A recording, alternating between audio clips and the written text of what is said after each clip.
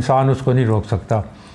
बहरहाल उसके बाद कहानी आती है कि आप के मुल्क के अंदर, आपके मुल्क के अंदर अब एक तूफ़ान उठ रहा है। वो क्या है, 1953 में एक खून रेजी हो रही है। वो कादियानी मूवमेंट जब हुई थी, और ये जमात इस्लामी और वो दूसरा था, वो क्या नाम था उसका, न्याजी, मेरे ख़्याल में वो किस पार्टी का था मुझे याद नहीं आता, अब्दुल सत्तार न्याजी। इन दोनों को सज़ाए मौत हुई थी, मौदूदी को और इनको। लेकिन वो बदकिस्मती से वो उस वक्त फिर तब्दीली आ गई है, फिर अयूब खान आ गया तो वो हो गया। इन लोगों ने वहाँ पर एक क्या कहते हैं इस्लामी रियासत जो थी वज़ीर मस्जिद में, वहाँ के उसके हेडक्वार्टर बनाए थे। वहाँ पर एक पठान बहुत हैंडसम क्या था DSP, उसको भेजा गया कि इनको मना करो, उनको कहो कि आके बात करें, इस तरह का ये आपने खूनरेज़ी शुरू कराई, ये नहीं होगा, ये रियासत है, रियासत के अंदर रियासत नहीं बन सकती। तो उस DSP को उन्होंने छुरियों से कत्ल करके उसको बाहर फेंका था। मौदूदी साहब ने? हाँ जी, मौदूदी साहब ने करवा दिया। मुझे नहीं पता कि कौन था अंदर, लेकिन ये तारीख़ में ये है कि उस DSP को कत्ल करके बाहर फेंक दिया था। उसके बाद फिर अयूब खान ने उसको कहा, नाज़मुद्दीन एक सादा इंसान थे, सादा लोग ईमानदार थे, पहला पाकिस्तान का पहला बजट पास कराया, इसका मतलब सियासत समझते थे, कायद-ए-आज़म का भरोसा था। लेकिन उन्होंने गलती ये की कि उन्होंने उसको हिंदुस्तान की जो कैबिनेट थी, जो उनको प्राइम मिनिस्टर को, क्योंकि हम अब तक उस वक्त तक कॉलोनी थे, हालांकि पाकिस्तान बन चुका था, लेकिन we were part of the dominion, Pakistan dominion state था। तो हर चीज़ जो बड़े फ़ैसले थे वो उनसे इजाज़त लेनी पड़ती थी। तो ख्वाजा नाज़मुद्दीन ने शराफत में नाम भेज दिया इसका ग़ुलाम मोहम्मद का।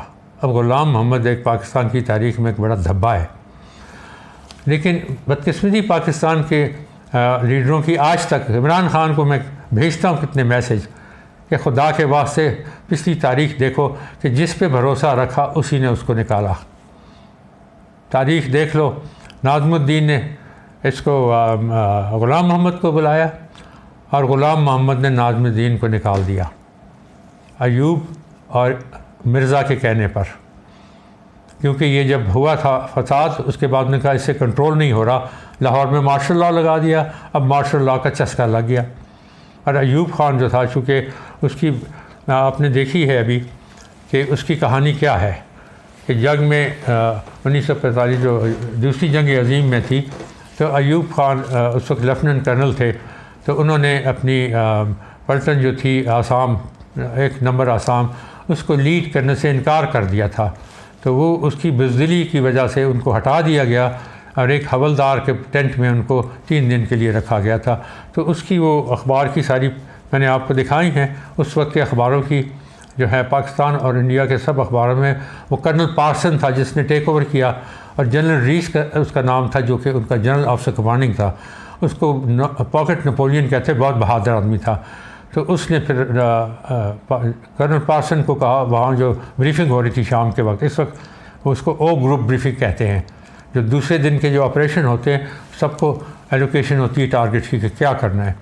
तो उसमें अयूब खान ने इनकार कर दिया, और पार्सन जो है उसकी स्टेटमेंट आई कि उसने कहा कि वो बिजली की वजह से उसने कर दिया। तो ये है कहानी आपकी शुरुआत की। अब उसकी तरक्की यहाँ थोड़ा सा इसकी भी बता दें कि उस पर लिख दिया गया था फिर कि इसकी तरक्की नहीं होगी। अयूब खान ने जब ये किस्सा बाद का है। हाँ। इसको बाद में लगाया गया था जो बॉर्डर सिक्योरिटी फोर्स थी, जब पार्टीशन हुआ है जैसे 14 अगस्त को, तो यहाँ से मुसलमानों का कंटिजेंट जो था वो अयूब था कमांडर, और उधर उस तरफ जनरल रीस, वही जो बर्मा वाला था, से तुम ज़रीफ़ी देखें कि वही बंदा उधर आता है। तो जो तारीख़ में लिखा गया है वो ये है कि सरदार अब्दुल रब निश्तर, जो कि कायद-ए-आज़म के बहुत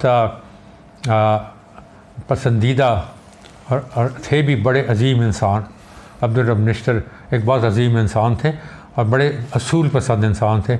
उनको कायद-ए-आज़म ने रेफ्यूजीज़ का मिनिस्टर बनाया था, क्योंकि उस वक्त सबसे बड़ा मामला था रेफ्यूजीज़ को सेटल करना, उनको रिसीव करना, उनको तहफ़्फ़ुज़ देना जब वो आ रहे हैं।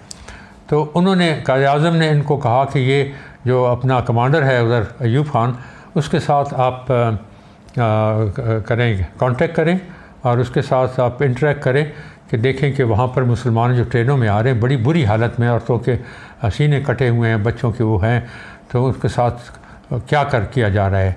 तो अब्दुल रब मिनिस्टर कहा जाता है, लिखा हुआ है, मैंने पढ़ा हुआ है, अब्दुल रब मिनिस्टर ने फिर कायद-ए-आज़म को ख़त लिखा कि मैंने कोशिश की, लेकिन वो अयूब खान जो है वो ज़्यादा वक्त जो है वो मेस में गुजारते हैं अपने अंग्रेज़ों के साथ जो होते हैं, और शाम के वक्त भी वो कोई अपनी रंगलिया में होते हैं।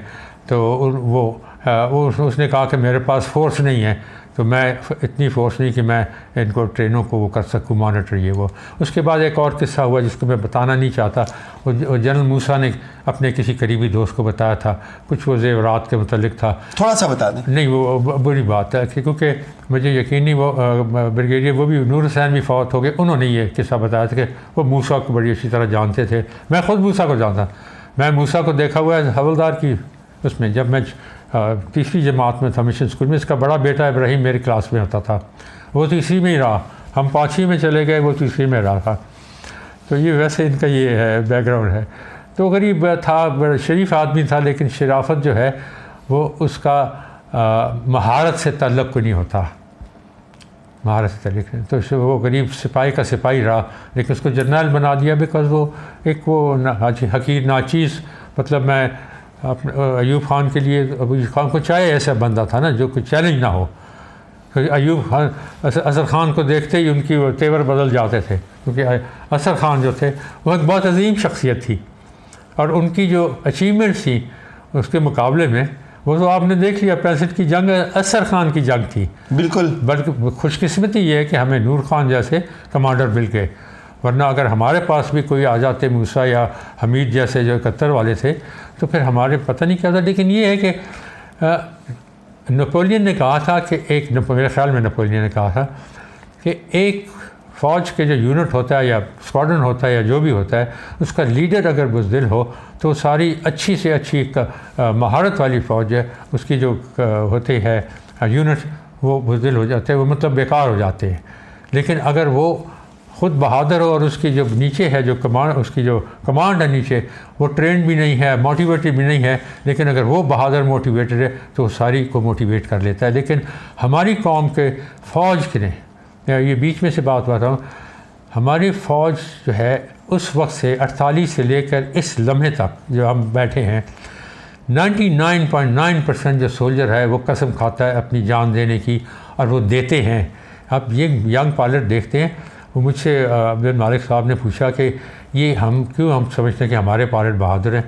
पायलट जो होते हैं वो ज्वाइन करते हैं एयरफोर्स को फ़ाइटर पायलट बनने के लिए या किसी और जाने। जो फ़ाइटर पायलट बनने का होता है तो उसका एक ख्वाब होता है कि फ़ाइटर पायलट बनना, कि अपने मुल्क के दफ़ा के लिए, जो कि मैंने कायद-ए-आज़म की ज़बान से सुना, अपनी कानों से उनके कदमों में बैठ के जब वो तकरीर के आखिर में बात कर रहे थे, तो वहाँ पर उन्होंने कहा कि फिर आप में से, मैं ऊपर नीचे जा रहा हूँ लेकिन मैं बात बड़ी अहम है कि वो 1948 की बात कर रहा हूँ, कोयटा के अंदर ये बात है। मेरे वालिद भी थे वहाँ पे, क्योंकि मुस्लिम लीग के करता धरता थे, और मुझे इजाज़त मिली थी क्योंकि मैं मुस्लिम स्टूडेंट फेडरेशन का भी था और मैं मुस्लिम लीग नेशनल गार्ड का भी मेंबर था, तो मुझे इजाज़त दी गई। लेकिन मेरा छोटा भाई जो था वो सामने स्कूल के प्रिंसिपल, ये वहाँ पर वो कॉन्वोकेशन हो रही थी, उस पर कायद-ए-आज़म मोहम्मद अली जिन्ना रहमतुल्लाह उसकी सदारत कर रहे थे। तो उस दिन हमने ये तकरीर सुनी उनकी। उससे पहले हमने उन्हें देखा था जब वो गाड़ी में अप्रोच किया आए थे, तो वो खाने कलात की गाड़ी थी, खाने कलात का बेटे मेरे दोस्त थे, तो हमें पता था ये उनकी। तो उसमें हमने देखा अपने स्कूल में उनको गुजरते हुए, तो हमारे दिल बड़े धड़क रहे थे कि कायद-ए-आज़म तो इस वक्त मेरे दिल में ज़्यादा तेज़ी से धड़कते हैं जो उस वक्त धड़कते थे, क्योंकि अब मैं उनको ज़्यादा समझता हूँ। मैं समझता हूँ कि पीर मुग़ां थे वो, he was a saint, he was not a normal human being. तो वो उस वक्त बात कर रहा था कि उन्होंने कायद-ए-आज़म ने अपनी स्पीच में आखिर में कहा, और देखें वो अंग्रेज़ी में बोल रहे थे, कोई उर्दू के लफ्ज़ बोलते थे। अब कोयटा बलूचिस्तान में भरा हुआ था मैकमोहन पार्क, हर किस्म के लोग थे। उनमें से कोई अंग्रेज़ी समझने वाला मेरे ख्याल बहुत कम थे, जो सामने सीटों पे बैठे थे, सोफ़ों पे बैठे थे।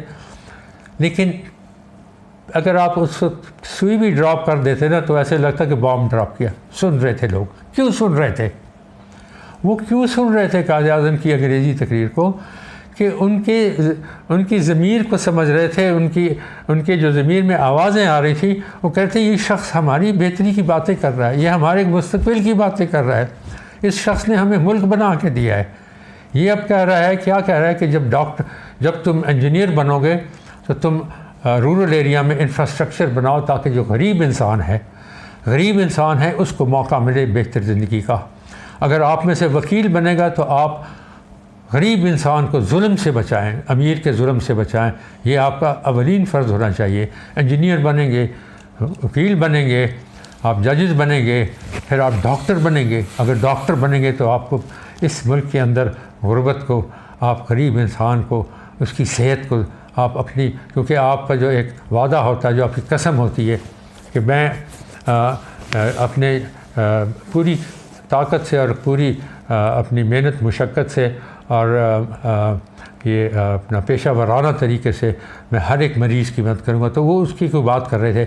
आखिर में उन्होंने कहा कि फिर आप बच्चों में से कुछ you will become defenders of the nation, कौम के आप क्या कहते हैं, डिफेंडर, दिफा करने वाले बनेंगे। तो उस वक्त मेरे दिमाग में वो चीज़ एक कीड़ा घुस गया था। और उसके बाद फिर मैं 15 साल का था, फिर मैं 2 साल में सोचता रहा मैंने क्या करना है। फिर एक वाक़या हुआ जब मैंने फ़ाइटर पायलट देखे कोयटा में, समंगली के ऊपर वो दूसरी जंग अज़ीम के पोलिश पायलट होते एयरफोर्स के पाकिस्तान में, तो वो ऊपर वो लड़ाइयाँ करते थे। एक दिन मैंने उनको करीब से देखा कि रेस्टोरेंट पर खड़े हुए, उनका एटीट्यूड जो था वो अपने यहाँ स्लीव पे था। और मैंने कहा कि ये बनना है मैंने। उस वक्त मेरे ख्याल में 16 साल का था। मैंने कहा ये बनना है मैंने। और फिर अल्लाह सुब्हान ताला ने मेरी उस वक्त की आवाज़ सुनी और मुझे मौका दिया। बहरहाल वो अलग बात है, लेकिन उन्होंने फिर जब डॉक्टर की बात की तो मेरे वालिद डॉक्टर थे, उन्होंने मेरे भाई छोटे को कहा तुम डॉक्टर बनोगे। हालांकि वो बहुत ज़हीन था। उसने कायद आज़म से 4 दफ़ा हाथ मिलाए, क्योंकि उसको सारे फर्स्ट प्राइज़ उसने रिसीव किए थे और पढ़ता कम था। और मैं बिल्कुल दरमियाने से भी थोड़ा नीचे था पढ़ाई में। तो मेरे वालिद ने कहा तुमको इजाज़त नहीं कायद आज़म से हाथ मिलाने की, नॉट अलाउड, आप बिल्कुल कोशिश भी ना करें। कायद आज़म सिर्फ उन स्टूडेंट्स से मिलाएंगे जो कि पढ़ाई में बेहतर हैं, सबसे अच्छे हैं। तो आप बता रहे थे कि क्यों जनरल अयूब के उस पर दस्तखत कर दिया कि इसकी तरक्की नहीं हो सकती। तो वो उन्होंने जब उनको लेटर मिला अब्दुल रब मिनिस्टर का, तो उस वक्त उन्होंने इसकी रिपोर्ट पे लिख दिया कि he is not to be promoted further and not to be given any subsequent appointment any more. तो उसका करियर ख़त्म हो चुका था, लेकिन उसको सिकंदर मिर्ज़ा ने उसको डिलीट करवा लिया। 48 में अयूब खान का करियर ख़त्म हो गया था, जिन्ना ने उस पर साइन कर दिया। एब्सोल्युटली। वो एक और जर्नैल थे हमारे, क्या नाम था उनका, बाद में सेक्रेटरी डिफेंस लगे रहे, उन्होंने अपनी किताब में लिखा है, बड़े मशहूर नाम, मुझे नाम इस वक्त नहीं याद आ रहा, जनरल अतीक। उन्होंने अपनी किताब में लिखा कि अयूब खान एक दिन मुझे आया, कहने लगा भाई मैं तो रिटायर हो रहा हूँ, मेरी बड़ी फैमिली, बहुत सारे मेरी फैमिली है, तो गाड़ी कौन सी ख़रीदूँ मैं। तो ये मुझे एक दोस्त से, मेरे अली अफरीदी, बड़े अजीम दोस्त थे, उन्होंने मुझे वो किताब दी थी। तो उसमें मेरे ख़्याल में मेरी उम्र 87 साल की हो रही है, तो मैं हर चीज़ मुझे बिल्कुल याद नहीं, लेकिन फ़िलहाल फिर भी आपको बहुत कुछ याद है, अल्लाह का एहसान है अल्हम्दुलिल्लाह कि मुझे इतना भी नहीं कि मैं याद ना रखूं। लेकिन जो चीज़ें हैं जिनका पाकिस्तान की मुस्तक़बिल है, जिसका असर हुआ, वो मेरे दिमाग में बिल्कुल जैसे पत्थर के ऊपर लिखी है, वो लिखी हैं और लिखी रही रहेंगे मेरे आखिरी दम तक। और कहता रहूँगा, लिखता रहूँगा, ताकि इस कौम के जो नौजवान हैं, जो कौम है, जो आने वाली हैं, उनको पता लगे क्या हुआ उनके साथ, सबक सीखे और इस मुल्क को ऊपर उठाएं। इसमें हर चीज़ है, इसमें बहुत चीज़ है। इस वक्त भी लोग भी अच्छे हैं, दिल भी अच्छे हैं, लेकिन उनको लालच, पैसे का लालच देके उनकी जहनीत को तबाह कर दिया, उनके किरदार को तबाह कर दिया है।